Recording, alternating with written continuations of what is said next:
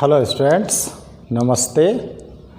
आप सभी का कक्षा 10 की विज्ञान विषय में स्वागत है। बच्चों, हमारा पाठ चल रहा है 8 कार्बन एवं उसकी यौगिक, और आज हम इस पाठ में बच्चों पढ़ने वाले हैं फुलरीन की संरचना।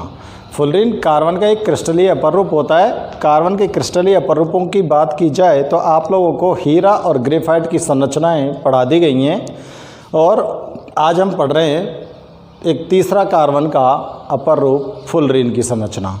तो देखो, फुलरीन जो होता है उसकी जो स्ट्रक्चर होती है, उसकी जो संरचना होती है वो फुटबॉल के आकार की होती है।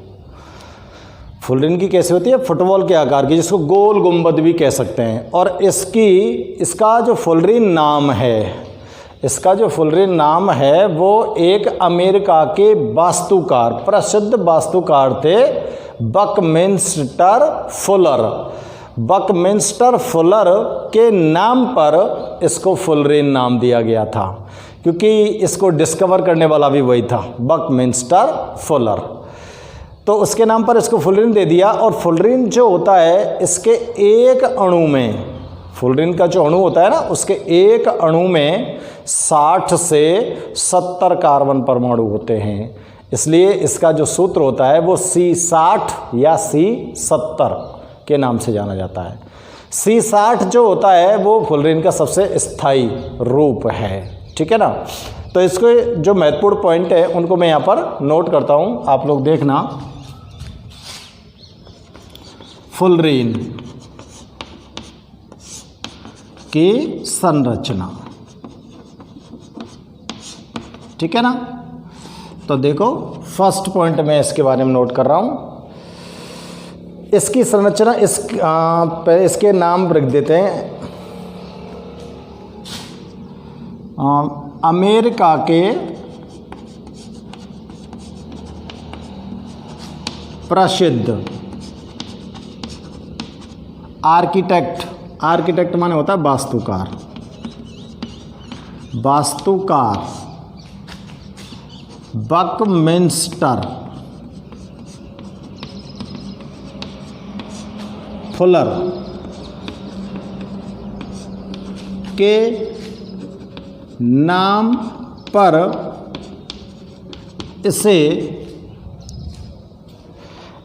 पर इसे फुलरीन कहा गया। फुलरीन कहा जाता है, ठीक है ना। यह फुटबॉल की तरह होती है।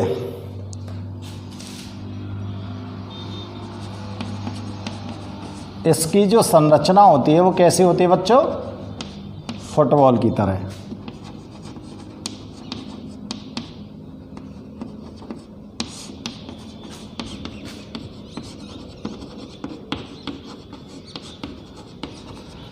नेक्स्ट पॉइंट देखते हैं।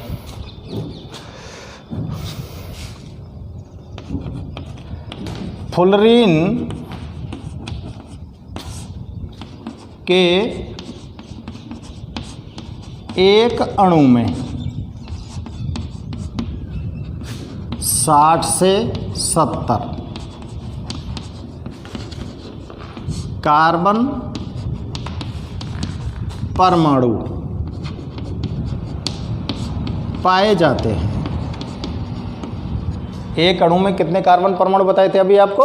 60 से 70 कार्बन परमाणु पाए जाते हैं, ठीक है ना। इनमें से बताओ सबसे स्थायी कौन सी थी? C60। फुलरीन सर्वाधिक स्थायी है।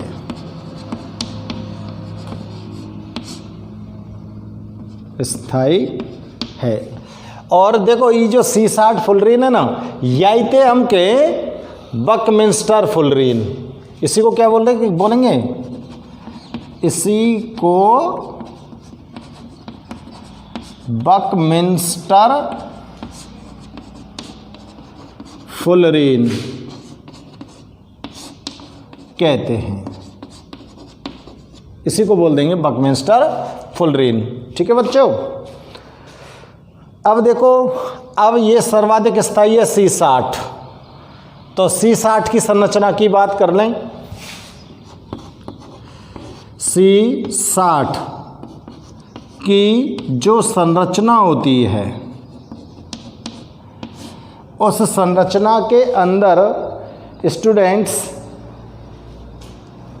32 फलक होते हैं कि संरचना में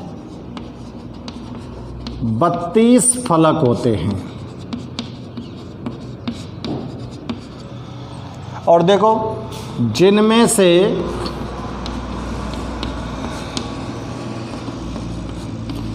20 फलक तो षटकोणीय,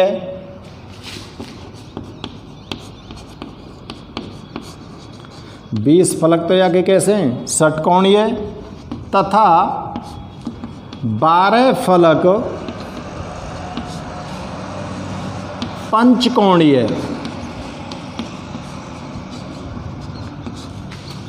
होते हैं।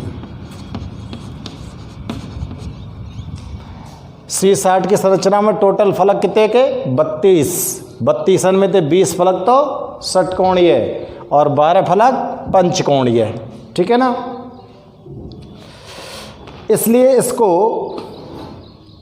बकीबॉल भी कहा जाता है। मतलब ये जो फलक बनते हैं ना, इन फलकों से इसकी जो संरचना बनती है वो फुटबॉल के आकार की हो जाती है। इन फलकों के कारण, 32 फलकों के कारण फुलरीन की संरचना कैसी बन जाती है, फुटबॉल की तरह। इसके कारण फुलरीन फुटबॉल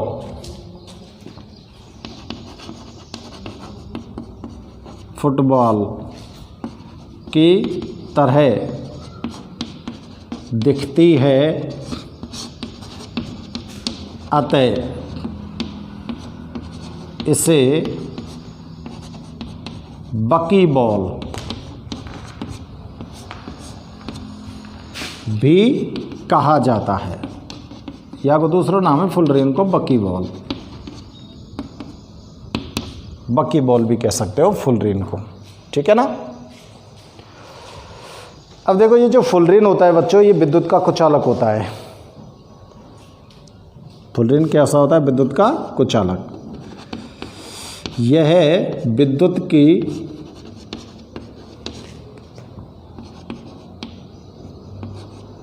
कुचालक होती है।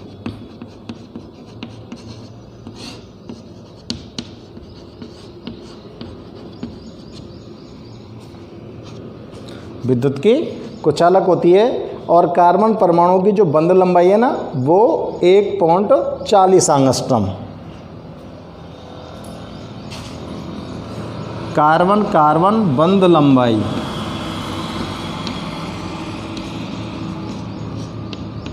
1.40 एंगस्ट्रॉम।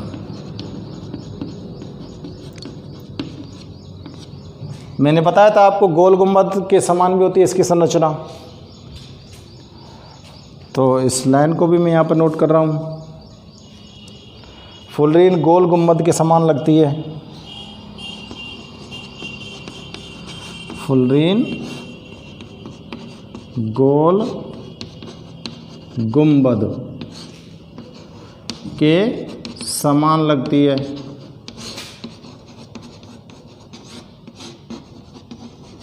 ठीक है, तो ये होगी बेटा फुलरीन की पूरी संरचना।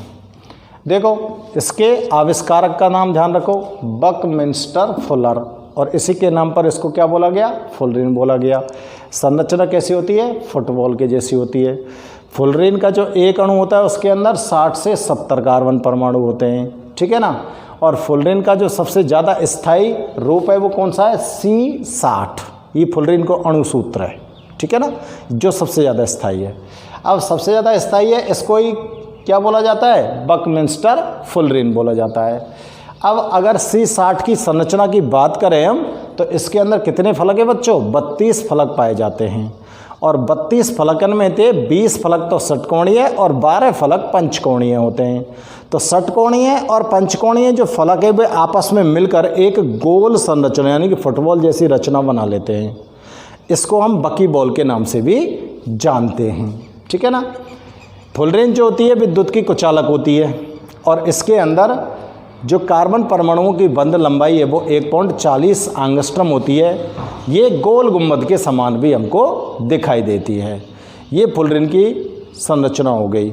अब फुलरेन के हम उपयोग लिख रहे हैं। फुलरेन का मैं यहाँ पर चित्र आपको नहीं बना रहा हूँ क्योंकि ऐसा कभी नहीं हुआ कि आज तक ये परीक्षा में पूछा गया हो, इसलिए थोड़ा सा टिपिकल भी है। इसका डायग्राम नहीं बना रहे हम और आपको सीधे इसके हम क्या लिख रहे हैं, उपयोग। फुलरेन का उपयोग आप लोग कहाँ पे कर सकते हो, तो आप फटाफट से इसको नोट कीजिए जिससे मैं इसके उपयोग लिख सकूँ, ठीक है ना। तो उपयोग की बात करें अब हम फुलरेन के उपयोग। फुलरेन के उपयोग,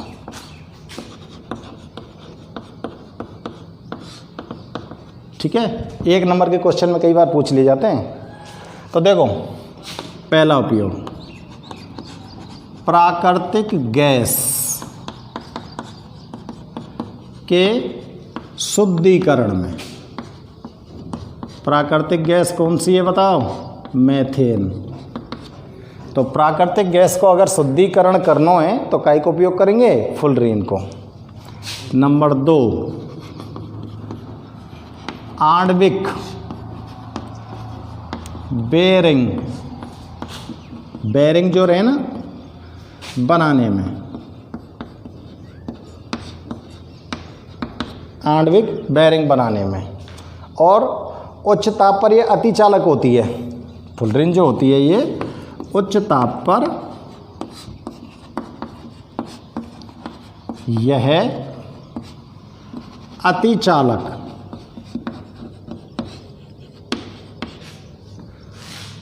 होती है, अतः तकनीक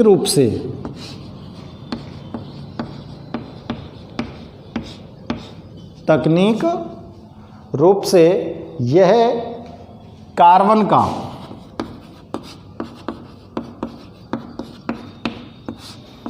महत्वपूर्ण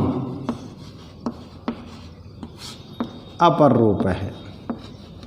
अपर रूप ही तो होते ही क्रिस्टल है, ठीक है ना। तो ये फुलरेन के उपयोग हो गए।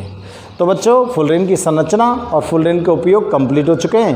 अब इसके बाद हम नेक्स्ट टॉपिक पर आते हैं, ठीक है। नेक्स्ट टॉपिक पर हम डिस्कस करते हैं बच्चों। अब हमारे दैनिक जीवन में जो महत्वपूर्ण कार्बन के जो यौगिक हैं और वो कार्बन के यौगिक हमारे दैनिक जीवन में बहुत ज़्यादा काम आते हैं, उनके बारे में हम यहाँ पर डिस्कशन करेंगे, चर्चा करेंगे। और ऐसे एक यौगिक को हम यहाँ पर लेते हैं और उस यौगिक का नाम है क्लोरोफ्लोरोकार्बन। क्या नाम है, क्लोरोफ्लोरोकार्बन, ठीक है। तो आप लोग इसको लिख लीजिए फटाफट जिससे नया टॉपिक चालू हो सके। तो नेक्स्ट टॉपिक है अपना फ्रियोन। और फ्रियोन को ही क्या बोलते हैं बच्चों हम, CFC, क्लोरोफ्लोरोकार्बन, ठीक है ना। तो देखो, CFC को या फ्रियोन को किस तरह से हम परिभाषित कर सकते हैं। पॉलीक्लोरोफ्लोरो एल्केनों को पॉलीक्लोरोफ्लोरो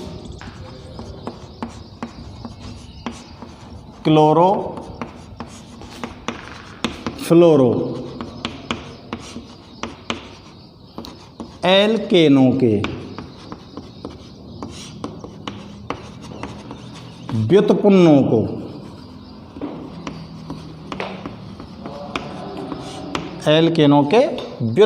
को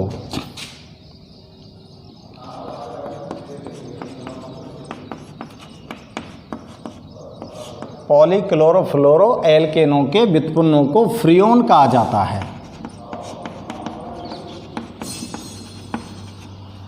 ठीक है। और देखो ये बनते कैसे हैं।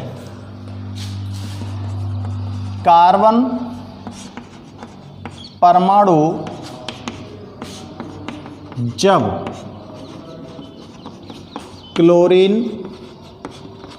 व फ्लोरीन। कार्बन परमाणु से जब कार्बन परमाणु जब क्लोरीन और फ्लोरीन से जुड़कर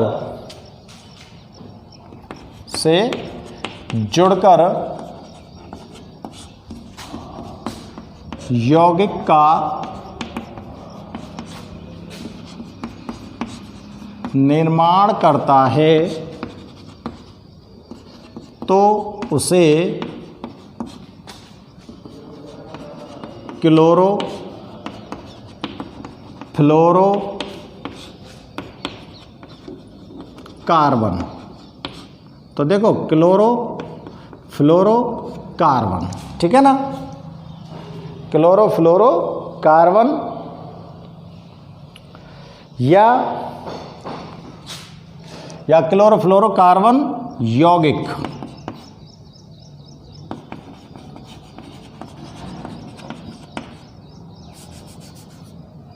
यौगिक का निर्माण करता है तो क्लोरो फ्लोरो कार्बन यौगिक बनते हैं।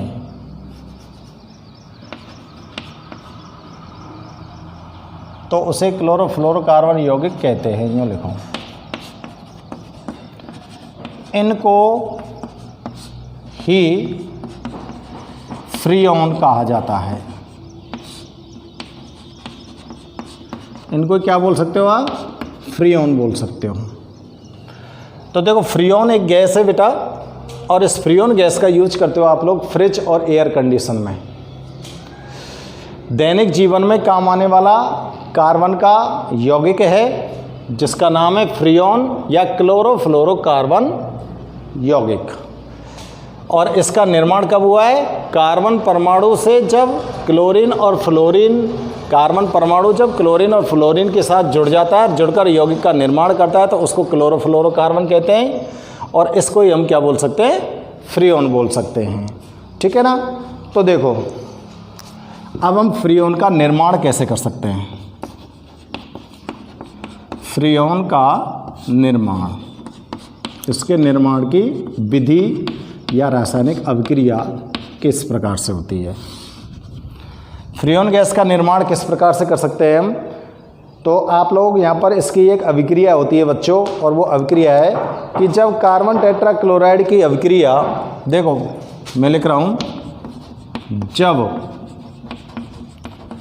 कार्बन टेट्रा क्लोराइड की अभिक्रिया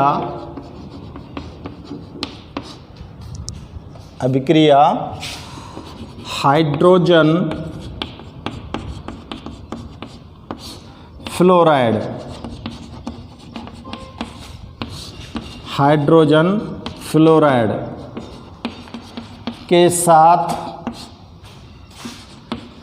SbCl5 की उपस्थिति में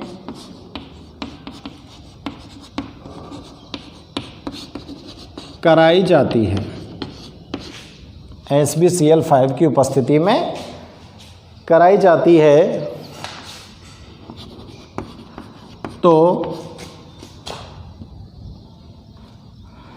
फ्रीऑन 11 प्राप्त होती है। ये देखो फ्रीऑन कई प्रकार की है, फ्रीऑन 12, फ्रीऑन 11, फ्रीऑन 112, फ्रीऑन 111, इस तरह से, ठीक है ना। तो बताएंगे अभी आपको। तो देखो बेटा आपको क्या लेना है, कार्बन टेट्रा क्लोराइड। ये हो गया कार्बन, टेट्रा माने 4, क्लोराइड माने क्लोरीन, कार्बन के साथ 4 क्लोरीन, क्योंकि कार्बन की संयोजकता कितनी होती है? 4 होती है, और यहाँ पर चारों संयोजकताएं संतुष्ट हैं क्लोरीन से, इसलिए इसको बोलेंगे हम कार्बन टेट्रा क्लोराइड। और इसके साथ अभिक्रिया करा देनी है आपको किसकी? हाइड्रोजन फ्लोराइड की, और किसकी उपस्थिति में? SbCl5 उत्प्रेरक की उपस्थिति में। और आपको यहाँ पर प्राप्त हो जाएगी freon gas CCl3F plus HCl। इसको बोलेंगे ट्राइक्लोरो मोनोफ्लोरो मेथेन, या फिर फ्रियोन 11 बोल सकते हो आप इसको। आईपीएससी में नाम क्या बन जाएगा इसका, देखो 3 तो क्लोरीन है, ट्राई क्लोरो, ठीक है ना, 1 फ्लोरीन है, 1 तो बोलेंगे मोनो फ्लोरो, और 1 कार्बन है, बातें बोलेंगे का मैथ, सब एकल बंद है इसलिए लग जाएगा मेथेन। और वैसे गैस का नाम क्या बन जाएगा, फ्रियोन 11। तो फ्रियोन 11 जो ऑब्टेन करने की, प्राप्त करने का जो रासायनिक अभिक्रिया का समीकरण है वो ये है, कार्बन टेट्राक्लोराइड के साथ हाइड्रोजन फ्लोराइड की अभिक्रिया करवा दो SbCl5 की उपस्थिति में, तो आपको फ्रियोन 11 गैस प्राप्त हो जाती है, CCl3F, ठीक है ना। तो यहाँ पर CCl3F क्या है, फ्रियोन 11 गैस। कौन सी गैस है बच्चों, फ्रियोन 11 गैस। फ्रियोन 11 गैस को प्राप्त करने की विधि आपने यहाँ पर चेक कर ली है, ठीक है ना। अब देखो फ्रियोन के और भी कुछ और भी फ्रियोन गैस है, जैसे फ्रियोन 12 वगैरह, उनके नाम देख लेते हैं, ठीक है ना। हाँ तो स्टूडेंट्स, आपको अभी बताया था कि फ्रियोन के कई सारे अणु हैं, तो फ्रियोन के अणुओं के जो सूत्र हैं वो आपको मैं नोट कर देता हूँ, ठीक है ना। तो देखो अभी आपको बताया था फ्रियोन 11, इसका सूत्र क्या था, CCl3F, ठीक है ना। अब देखो फ्रियोन 12, फ्रियोन 12, इसका सूत्र होगा CCl2F2। फ्रियोन 12 को सूत्र का है CCl2F2। और फ्रियोन 112, फ्रियोन 112, इसका सूत्र होता है C2Cl4F2, C2Cl4F2। और एक और होता है स्टूडेंट्स फ्रियोन 113, और फ्रियोन 113 में सूत्र होता है C2Cl3F3, ठीक है ना। तो देखो बच्चों, आप लोगों को याद कैसे रखना है, जैसे 113 लिखा है मैंने, आपको आ गया कि फ्रियोन 113 का सूत्र लिखो। तो फ्रियोन 113 का मतलब है, देखो पहला जो नंबर है ये तो है कार्बन को, ठीक है ना, और दूसरा जो नंबर है स्टूडेंट्स ये आप रखो किसका, क्लोरीन का, चाहे फ्लोरीन का रख लो, आप इसको क्लोरीन का फ्लोरीन का किसी का रख लो। और ये तीसरा जो नंबर है इसको चलो मैं फ्लोरीन मान लेता हूँ, इसको मान लेता हूँ क्लोरीन, ठीक है ना। तो देखो कार्बन परमाणु तो होता है C-1, कार्बन परमाणु कितने रहे, C-1, यानी कि जितने कार्बन परमाणु है बामे ते एक घटेगो जो यहाँ लिखो जाए। अगर कार्बन 2 हैं तो बाम ते एक घटेगो तो यहाँ 1 लिखे जाओ, तो यहाँ 1 लिखे गए। और क्लोरीन की जो संख्या है वो फिक्स है, और फ्लोरीन की संख्या है पीछे को दर्शा में, पीछे को जो ये अंक लिख रहे हो, देखो 3 2 2 1, पीछे वालों जो अंक लिख रहे हो ये फ्लोरीन की संख्या है, यह ध्यान रख सकें तुम। तो देखो ये कितने की संख्या है, फ्लोरीन की संख्या 3। आगे समझ में। अब यहाँ पे आपको चेक करना है, कार्बन तो है 2 और फ्लोरीन ले लिए 3। अब कार्बन परमाणु की संयोजकता होनी चाहिए कितने, 1 की 4 हुए और 2 की कितने गई 8, और 8 में से कितने चली गई, 1 तो ई चली गई और 3 ई चली गई, तो 4 गई, और 1 दोनों कार्बन परमाणु उनके बीच में गई। देखो एक संयोजकता तो ए गई, या तो 3 फ्लोरीन जुड़ गए, समझ गए। तो या कार्बन की 3 संयोजकता बची है, तो या तो कितने जुड़ जाएंगे, 3 क्लोरीन जुड़ जाएंगे। तो या को जो सूत्र बन गई क्या बन गो, C2Cl3F3 बन गो ना सूत्र फ्रियोन 113 को। या तो आप इस तरह से ध्यान रखो, या फिर आप सीधे डायरेक्ट इनको ध्यान रख सकते हो फ्रियोन गैस के। अब देखो फ्रियोन गैस के बेटा उपयोग बता देते हैं आपको, फ्रियोन गैस का क्या उपयोग होता है। तो देखो पहला है अक्रिय विलायक के रूप में इसका उपयोग किया जाता है। किसके रूप में, अक्रिय विलायक के रूप में। और दूसरा उपयोग है देखो एसी, रेफ्रिजरेटर, रेफ्रिजरेटर, और एरोसोल फुआर, एरोसोल फुआर में, एयर कंडीशन में, फ्रिज के अंदर, एरोसोल फुआर में, और कोल्ड स्टोर वगैरह हो ना, कोल्ड स्टोर अंत क्या कहें, शीत सहार या शीत घर, संहार, संहार का मतलब होता है भंडारण करने वाला, तो चाहे संग्रहगार कैसे लिखेंगे, संग्रहगार में इसका उपयोग किया जाता है। तो ये उपयोग हो गए फ्रीऑन गैस के। तो बच्चों आपने फ्लोरीन की संरचना देखी आज के इस वीडियो में और फ्रीऑन गैस के बारे में पढ़ा है, ठीक है ना। तो फ्रीऑन गैस के अणुसूत्र आपने देखे, 4 फ्रीऑन गैस के बारे में यहाँ पर आपको बताया गया, फ्रीऑन 11, फ्रीऑन 12, फ्रीऑन 112, फ्रीऑन 113। इसके निर्माण की विधि भी आपको बता दी गई है, ठीक है ना। तो आज के इस वीडियो में बस इतना ही। अगले वीडियो में हम अगले टॉपिक के साथ फिर से आपके सामने आएंगे। ओके, ठीक है बच्चों।